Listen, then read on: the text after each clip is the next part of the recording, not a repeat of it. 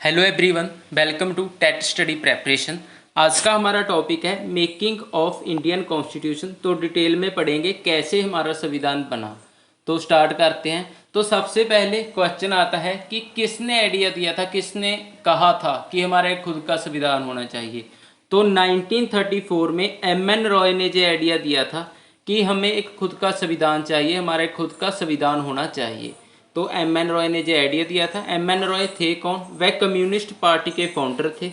अच्छा जी, communist party को कब बनाया गया था, कब इसकी स्थापना की गई थी? तो 1921 में कम्युनिस्ट पार्टी की स्थापना की गई थी। ठीक है, तो वापस आते हैं अब हम 1934 में एम.एन. रॉय ने आइडिया दिया कि हमारा खुद का संविधान होना चाहिए। और एक साल बाद 1935 में इंडियन नेशनल कांग्रेस ने ये डिमांड ब्रिटिशर्स के आगे रखी, अंग्रेज़ों के आगे रखी कि हमें एक खुद का संविधान चाहिए भाई। तो उसके 3 साल बाद 1938 में पंडित जवाहरलाल नेहरू ने क्या कहा कि हमें खुद का संविधान तो चाहिए ही, लेकिन वह बना भी इंडियन के द्वारा होना चाहिए। हम भारतीय खुद बनाएंगे अपना संविधान। आपका क्या पता है कैसा संविधान ले आऊँ हमारे लिए, ठीक है? तो हम खुद बनाएंगे अपना संविधान। उसके बाद 8 अगस्त 1940 को अगस्त ऑफर लेकर आए ब्रिटिशर्स, अंग्रेज़, और भारतीयों ने इसे अस्वीकार कर दिया। कहा भाई हमने क्या कहा था आपको, हमें खुद का संविधान चाहिए, खुद बनाएंगे, जो आप कुछ नहीं करोगे उसमें।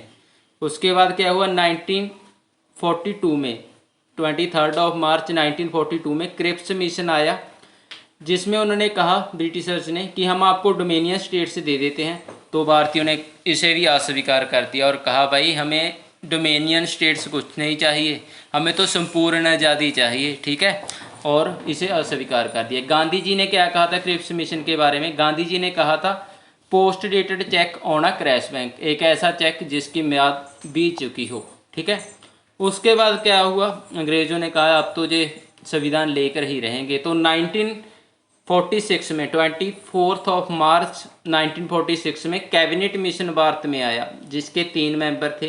किस लिए आया था ये भारत में? ये कॉन्स्टिट्यूशनल असेंबली बनाने आया था, संविधानिक सभा बनाने आया था कि चलो भाई आपको संविधान चाहिए, पहले एक संविधानिक सभा बनाओ। तो 3 मेंबर भेजे थे कैबिनेट मिशन में, उन तीनों के नाम आपको याद होने चाहिए। तो पहले थे स्टैफर्ड क्रिप्स, दूसरे थे ए.वी. अलेक्जेंडर, और तीसरे थे लॉर्ड पेंथिक लॉरेंस। ठीक है, और चेयरमैन पूछा जाए इनके कौन थे, तो चेयरमैन थे लॉर्ड पेंथिक लॉरेंस। तो भारत में संविधान बनाने की प्रक्रिया स्टार्ट हो गई। टोटल कितने मेंबर थे जो संविधान बना रहे थे भारत का? 389 मेंबर थे। ठीक है, उस टाइम भारत की पॉपुलेशन थी जो थी 38.9 करोड़। तो 10 लाख पॉपुलेशन पे एक मेंबर चुना जाता था। ठीक है, या 1 मिलियन पे एक मेंबर चुना जाता था, ऐसे हम कह सकते हैं। ठीक है, इनमें से 292 थे जो ब्रिटिश प्रोविंस के थे और 93 मेंबर थे जो प्रिंसली स्टेट्स के थे। ठीक है, तो इस प्रकार चुने गए थे जो मेंबर थे। और उसके बाद क्या हुआ, जो 4 मेंबर थे वह चीफ कमिश्नर प्रोविंस से थे, जैसे कि दिल्ली, अजमेर, मेवाड़, क्रोग और ब्रिटिश बलूचिस्तान। ठीक है, ये तो पहले मेंबर थे। उसके बाद क्या हुआ था, ये चुने कैसे गए थे? वोटिंग हुई थी इनके लिए भी। सभी ने वोटिंग नहीं की थी, लेकिन कुछ ने वोटिंग की थी। उसमें क्या हुआ था, 208 सीट थी, वह तो मिली थी कांग्रेस को। ठीक है, और मुस्लिम लीग को सीट मिली थी 73, और रिमेनिंग थे जो उनको सीट मिली थी 15। तो इस प्रकार टोटल सीट बनी थी 296 सीट बन गई थी जे। पर बाद में क्या हुआ, मुस्लिम लीग ने क्विट कर दिया था कि भाई हम नहीं इसमें भाग लेंगे। उनकी सीट कम आई थी या कोई और भी रीज़न हो सकता है, उन्होंने अलग से पाकिस्तान बना लिया था। तो उसके बाद जो संविधान के मेंबर बचे थे 299 मेंबर रह गए थे। ठीक है, जिसमें से जो प्रिंसली स्टेट से थे पहले 93 थे, अब घटकर 70 रह गए थे। ठीक है, प्रिंसली स्टेट के।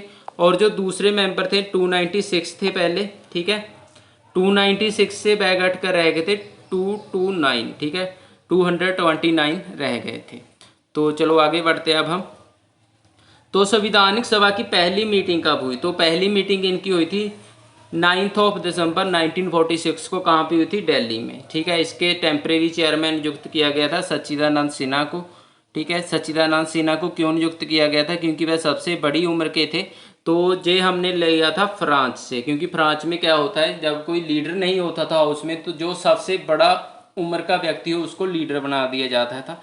तो इसी प्रकार सच्चिदानंद सिन्हा को हमने पहली मीटिंग में लीडर बनाया था, क्योंकि वह उम्र में सबसे बड़े थे। ठीक है, पहली मीटिंग हुई थी 9 दिसंबर 1942 को। उसके नेक्स्ट मीटिंग हुई 2 दिन बाद, वह मीटिंग हुई थी 11 दिसंबर 1946 को। इसमें हमने एक चेयरमैन नियुक्त किया था स्थायी तौर पर, उनका नेम था डॉक्टर राजेंद्र प्रसाद। ठीक है, इसके अलावा 2 डिप्यूटी चेयरमैन नियुक्त किए थे, पहले थे एच.सी. मुखर्जी और दूसरे थे टी.टी. कृष्णमाचार्य। उसके बाद थर्ड मीटिंग होती है 2 दिन बाद ही 13 दिसंबर 1946 को। इसमें क्या होता है, ऑब्जेक्टिव रेजोल्यूशन पेश किया जाता है, जो पेश करते हैं पंडित जवाहरलाल नेहरू। जो ऑब्जेक्टिव रेजोल्यूशन वह पेश करते हैं, बाद में वह चलकर हमारा प्रियम्बल बनता है। तो संविधान सभा जो बनाई गई थी उसमें कुछ मेजर कमेटी थी और कुछ माइनर कमेटी थी। मेजर कमेटी कितनी थी, 8 मेजर कमेटी थी और माइनर कमेटी थी 13। उसके बाद को जो कमेटी थी उनके चेयरमैन थे, उनके बारे में पढ़ लेते हैं। सबसे पहली आती है यूनियन पावर कमेटी, इसके चेयरमैन थे, इसके मुखी थे J.L. नेहरू, पंडित जवाहरलाल नेहरू। और यूनियन कॉन्स्टिट्यूशन कमेटी के भी मुखी थे पंडित जवाहरलाल नेहरू, स्टेट कमेटी के भी मुखी थे पंडित जवाहरलाल नेहरू। ठीक है, इससे हम ऐसे याद कर सकते हैं। तो जो सेंटर में सरकार होती है उसको हम यूनियन गवर्नमेंट बोलते हैं ना ज़्यादातर। तो पहले प्राइम मिनिस्टर हमारे बने थे पंडित जवाहरलाल नेहरू। तो इन्होंने क्या किया, जो यूनियन वाले पद थे वह अपने पास रख लिए। स्टेट्स को भी कहते थे हम ही हैंडल करेंगे, तो स्टेट कमेटी के भी हेड कौन थे, पंडित जवाहरलाल नेहरू। उसके बाद आती है ड्राफ्टिंग कमेटी। तो ड्राफ्टिंग कमेटी के हेड कौन थे, इनके हेड थे डॉक्टर B.R. अम्बेडकर। ठीक है, B.R. अम्बेडकर को मॉडर्न मन्नू भी कहा जाता है। क्यों कहा जाता है, क्योंकि मन्नू थे, उन्होंने भारत में बहुत सा समय पहले संविधान बनाया था और डॉक्टर B.R. अम्बेडकर ने अब भारत में संविधान बनाया था। ठीक है, 1956 में डॉक्टर B.R. अम्बेडकर ने रिपब्लिक पार्टी की स्थापना की थी और अपने अंतिम पलों में, जीवन के अंतिम पलों में इन्होंने बौद्ध धर्म को अपना लिया था। ठीक है, और जहाँ पर इनका क्रिमिनेशन किया गया था और इनकी रेस्टिंग प्लेस को हम क्या कहते हैं, चैत्य भूमि के नाम से जानते हैं। तो वापस आते हैं ड्राफ्टिंग कमेटी पे। ड्राफ्टिंग कमेटी के टोटल 7 मेंबर थे डॉक्टर B.R. अम्बेडकर के सहत। तो बाकी के 6 मेंबर उनके बारे में पढ़ लेते हैं। एक थे N. गोपाल स्वामी और अलादी कृष्णा स्वामी अय्यर, K.M. मुंशी, मोहम्मद सदुल्ला, B.L. मित्तल, जिनको रिप्लेस किया गया था N. माधव राव ने, क्योंकि B.L. मित्तल थे जो उनकी सेहत में प्रॉब्लम रहने लगी थी तो वह अपना कार्य नहीं कर सकते थे अच्छे से, तो उनको रिप्लेस किया गया था N. माधव राव ने। ठीक है, उसके बाद थे डॉक्टर D.P. खेतान, इनकी मृत्यु हो गई थी 1948 में, तो इनको रिप्लेस किया था T.T. कृष्णमाचार्य ने। उसके बाद थे जो advisory committee on fundamental right, minority and tribal and excluded area, तो इनके जो मुखी थे, हेड थे, वह थे सरदार वल्लभ भाई पटेल। सरदार वल्लभ भाई पटेल को ही श्रेय जाता है जो रियासतें थी भारत में उनको भारत में शामिल करने का। ठीक है, जो भी राजा थे, प्रिंसली स्टेट थे, उनको भारत में शामिल किसने किया था, सरदार वल्लभ भाई पटेल ने। तो डॉक्टर राजेंद्र प्रसाद देख लेते हैं किन किन कमेटियों के हेड थे। तो सबसे पहले finance and staff committee, steering committee, committee on the rule of procedure, ad hoc committee on the national flag. उसके बाद आते हैं फंडामेंटल राइट सब कमेटी के हेड थे J.V. कृपलानी और माइनॉरिटी सब कमेटी के हेड थे H.C. मुखर्जी। B.N. राव थे जो लीगल एडवाइज़र थे, इनका काम भी काफ़ी डिफ़िकल्ट था। इनको अलग अलग कंट्री में जाना पड़ता था, वहाँ के संविधान को जो पढ़ते थे और देखते थे कैसे जो लागू कर रहे हैं। हम में से कुछ लोग तो कहेंगे कि इनको तो मौज थी, अलग अलग कंट्री में घूमते थे, लेकिन इनका कार्य सबसे कठिन था। जिस सबके संविधान को पढ़ते थे पहले और देखते थे भी वह जनता पर कैसे लागू हो रहा है, और कमेटी को जो संविधान बनाने वाली थी उसको भेजते थे कि जहाँ पे ये संविधान चल रहा है ऐसे जे फॉलो हो रहा है, और कमेटी को जो अच्छा लगता था आइडिया उसको हम भारत के संविधान में शामिल कर लेते थे। ठीक है, तो टोटल नंबर ऑफ सेशन कितने हुए थे संविधानिक सभा के, तो 11 सेशन हुए थे टोटल। जो लास्ट मीटिंग हुई थी संविधानिक सभा की वह हुई थी 24 जनवरी 1950 को। ठीक है, जहाँ पे एक क्वेश्चन अराइज हो रहा होगा कुछ कैंडिडेट के मन में कि संविधान हमारा बन रहा था, ठीक है, तो देश में कोई गवर्नमेंट तो थी नहीं, सरकार थी नहीं, अंग्रेज़ भी चले गए थे, तो फर्स्ट वोटिंग हुई है 1951, ठीक है, 1951 में जाकर वोटिंग हुई है। तो सरकार कैसे चल रही थी, तो क्या हुआ, उससे पहले अंग्रेज कुछ रूल बना के गए थे, हम उनको फॉलो कर रहे थे। तो क्या होता, जो संविधानक सभा थी वह एक दिन तो क्या करते थे, संविधान बनाते थे हमारा, और दूसरे दिन वह एक सरकार की तरह कार्य करते थे, जो रूल होते थे देश के लिए वह बनाते थे, जैसे कि औरतों को वोटिंग का अधिकार देना, ठीक है, और भी कोई शिक्षा से लेकर कोई नीति बनानी। तो एक दिन वह संविधान बनाते थे और एक दिन पार्लियामेंट की तरह काम करते थे, ठीक है। तो इस प्रकार ये सरकार चल रही थी 1951 से पहले हमारे देश में। उसके बाद क्या हुआ था, 24 जनवरी 1950 को हमने नेशनल सॉन्ग को अडॉप्ट किया था। नेशनल सॉन्ग हमारा कौन सा है, वंदे मातरम, ठीक है। और नेशनल एंथम को अडॉप्ट किया था 24 जनवरी 1940 को, और प्रेसिडेंट ऑफ इंडिया को अडॉप्ट किया था, ठीक है। नेशनल एंथम हमारा कौन सा है, जन गण मन, जिसको रविंद्रनाथ टैगोर ने लिखा है। और प्रेसिडेंट ऑफ इंडिया कौन थे हमारे फर्स्ट, डॉक्टर राजेंद्र प्रसाद। तो टोटल समय कितना लगा संविधान बनाने को, तो टोटल समय लगा 2 ईयर्स 11 मंथ और 18 डेज, ठीक है, इतना समय लगा हमारे अपना संविधान बनाने को। तो हमने कब तक अपना संविधान बना लिया था, तो 14 नवंबर 1949 को हमने अपना संविधान बना लिया था, उस पर चर्चाएँ कर ली थी, ठीक है। इसको अपनाया कब हमने, ठीक है, इसमें कन्फ्यूज़न होती है, लागू कब किया, अपनाया कब। तो अडॉप्ट किया था हमने, अपनाया था 26 नवंबर 1949 को हमने अडॉप्ट कर लिया था संविधान को। लेकिन अपनाया कब था,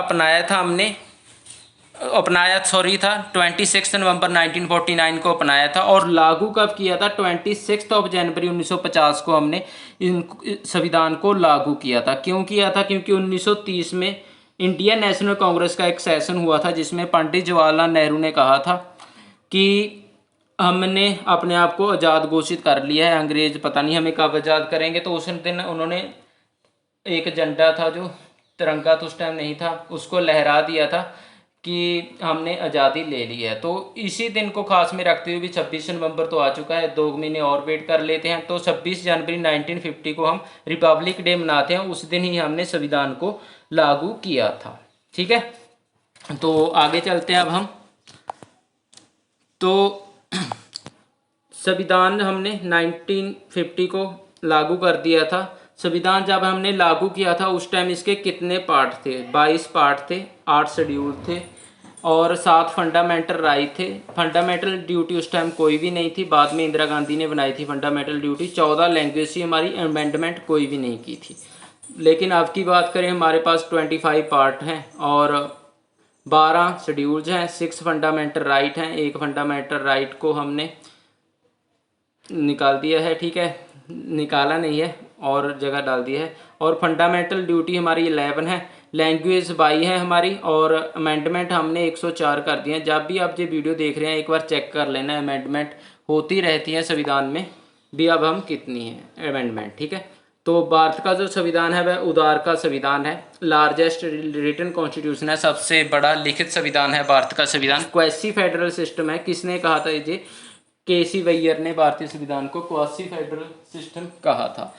2 तरह के सिस्टम होते हैं, एक तो फेडरल होता है, एक यूनाइटरी होता है। यूनाइटरी में क्या होता है, सारा हैंडल स्टेट करती है, और फेडरल में क्या होता है, जहाँ पर सेंटर, यूनिटरी में सारा हैंडल सेंटर करती है, ठीक है, और फेडरल में सेंटर होती है और उसके नीचे स्टेट होती हैं, ठीक है, वह अपना काम करते हैं, वह अपना करते हैं। लेकिन भारत में क्या है, वैसे तो फेडरल सिस्टम ये सेंटर होती है, स्टेट अपना कार्य करते हैं, सेंटर अपना करता है। लेकिन जब इमरजेंसी लग जाती है तो यूनाइटरी की तरह काम करने लगते हैं, सेंटर के पास सारी पावर आ जाती है। उसके बाद कुछ संविधान को देख लेते हैं। पहला रिटन संविधान किसका था, अमेरिका का। पहला ओरल संविधान किसका था, ब्रिटिश कॉन्स्टिट्यूशन, ठीक है। रिजिड कॉन्स्टिट्यूशन किसका है, जिसमें हम इजीली चेंजेस नहीं कर सकते, अमेंडमेंट नहीं कर सकते, अमेरिका का। और फ्लेक्सिबल कॉन्स्टिट्यूशन किसका है, जिससे हम इजीली अमेंडमेंट कर सकते हैं, वह ब्रिटिश कॉन्स्टिट्यूशन। और भारत का संविधान कैसा है, वह ना तो बहुत कठोर है ना बहुत फ्लेक्सिबल है, तो अमेंडमेंट कर भी सकते हैं लेकिन जल्दी भी नहीं कर सकते, और कठिन भी नहीं कर सकते। तो डैट्स ऑल गाइस, अगर वीडियो अच्छा लगा हो तो लाइक कर दीजिएगा, शेयर कर दीजिएगा। अगर अभी तक आपने मेरे चैनल को सब्सक्राइब नहीं किया है तो प्लीज़ सब्सक्राइब माई चैनल। धन्यवाद।